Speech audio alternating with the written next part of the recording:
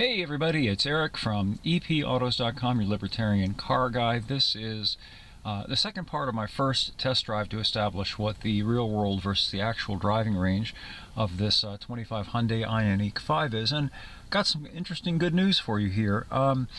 The mileage that I drove was a total of 51 miles when I started my trip. The odometer registered 4,608 miles. It now registers, as you can see, 4,659 miles. So I drove 51 miles, excuse me, and I burned through, according to the car, just 45 miles of range. It still says I have 149 miles of range left. So it actually did better than advertised, which is unusual. The bulk of the EVs that I have driven have actually used up more indicated range than the actual driving distance that I have gone. So kudos to Hyundai for that. Now, on the downside, I'm down to just 149 miles, which isn't that far.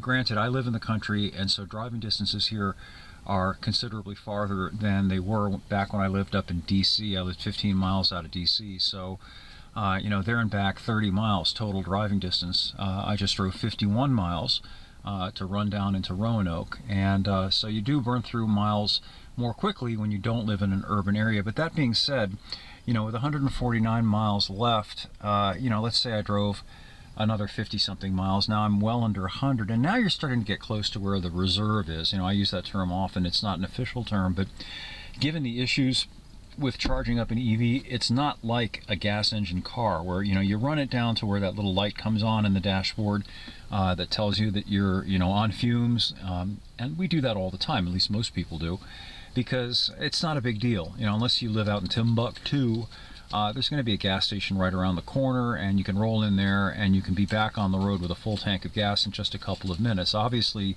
you can't do that with an EV. Even if you do make it to the fast charging station, it's not like you can just get out of there 2 or 3 minutes and get to work on time, or pick up the kid that you're supposed to be picking up at 3, because now you're going to be sitting there for a half hour, 45 minutes, maybe longer, and you're going to be late for wherever you're headed. So at least when I drive EVs, I like to always leave 30 or 40 miles of reserve just in case, because you never know, and things are a little bit dicier with charging up the EV because of the charging situation, both in terms of the weight and in terms of just the reliability of it. You don't know whether you're going to be able to charge. Anyway, that said, I want to get out of the car here, and let me shut it off. And I'm going to show you what you do here to charge this sucker up. Now, what I'm doing, I'm using my outbuilding here, and I'm just doing this because I like to err on the side of caution with electric vehicles. Now, I know that the number of them that catch fire is relatively small, but I don't want to be amongst the few that do. Something cool here, I haven't seen this before on EV. So here's the door for the charger. You push this, and it has like a little electric motor that raises it up, which is pretty cool, pretty futuristic stuff. Anyway, I've plugged it into the power source here in my shed, and now let's see, let me take this off. I gotta put this down, bear with me.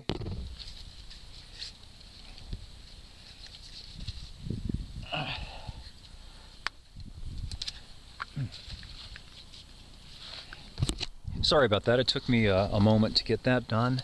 Now let's see, here we go, right?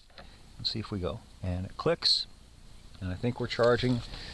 Now I'm just doing this on your standard 110 outlet. I do have a 240 volt place to charge, but I'm not going to use that because I'm curious. Okay, see, it's power and looks like it's, oh, it says fault. Why is there a fault? Huh. Well, anyway, I'm going to try to figure out the fault. More up at epautos.com, the web's best libertarian gearhead site. Thanks as always for viewing. We'll catch up with you again soon.